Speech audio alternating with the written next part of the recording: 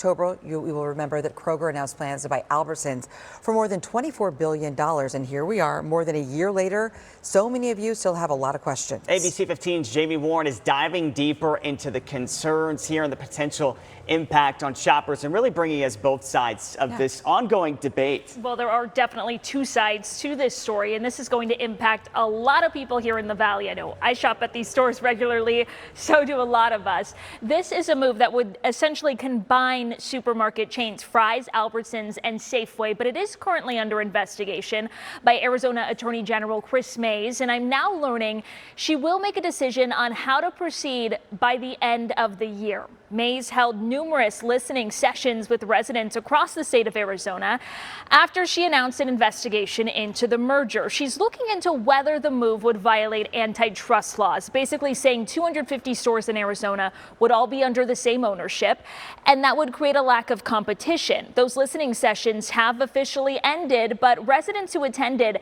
expressed concerns over whether merging the companies would eventually shut down stores, impact employee hours or wages, even increase food prices for shoppers already suffering from inflation.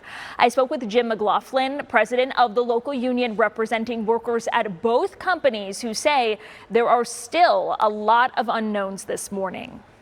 You know, those food deserts that exist right now are really there's going to be a lot of pressure on those neighborhoods as well to hold on to their grocery stores so that they have access to good, healthy food. Right now, I don't know that there's a lot of comfort in believing that it's going to drop prices to the point where people are going to see a significant difference. I think there's a real concern that prices will go up.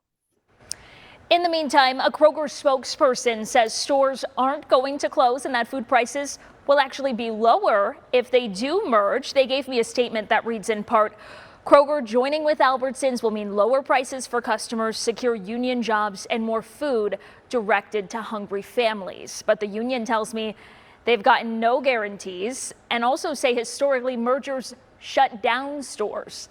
Now, Kroger says the FTC is reviewing the merger. They expect the deal to close by early 2024, but depending on if the AG decides to block this, that could change things by the end of the year. So Kaylee and Nick, this is something that we will continue to be watching very closely and, of course, be updating you as any new developments come in. Yeah, a lot of moving parts with this one as that debate continues there on both sides, Jamie.